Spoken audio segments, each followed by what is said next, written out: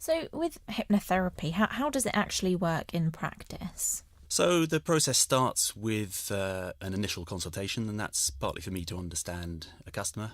But really, it's for a customer to understand some of the basics of neuroscience and the basics of what's going on inside their head. So generally, they find that while some are a little nervous coming in the door, generally they find they very quickly are able to understand what is happening in their heads. And more importantly, the good news of that, which is that since it's in our heads, that's something that we can control and in most cases quite easily change.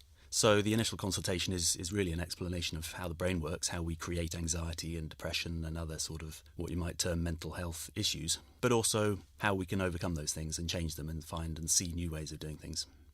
What are the different things that you've treated, or what do you treat? Really, hypnotherapy is useful for anyone who's got a brain. And the brain is a very advanced organ, but it can also go wrong in some quite straightforward ways.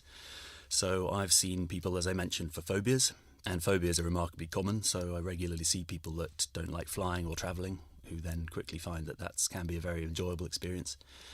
But the same can be applied to people who are afraid of spiders or other animals, other sorts of travel, or more generalised fears such as going outside, so agoraphobia and broader fears like that. It can also be very effective for. There's a wide range of other applications, so anything really with an anxiety basis. So irritable bowel syndrome, for example, and some other medical conditions, which often have a fairly significant underlying stress sort of basis, they can be treated quite quickly and effectively. For example, with the phobias that you mentioned earlier, I mean, I guess, is it a case of every client is different, or is there sort of a standard amount of time where you can actually get them from, working through that anxiety?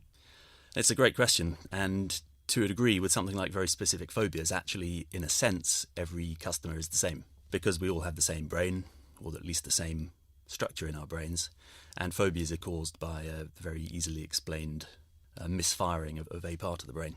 So in that sense, the cure for simple phobias is actually very straightforward. It's different and tailored, obviously, to each person's particular phobia, but the process is the same, and generally can be done successfully within 3 sessions. So over the course of 3 weeks, we'll meet, and then it's done. If someone's suffering from generalised anxiety, for example, or clinical depression, then the process is slightly longer, and that can take anything from 6 or 8 to 12 or more weeks. And for obsessive compulsive disorders, that can take a longer time as well.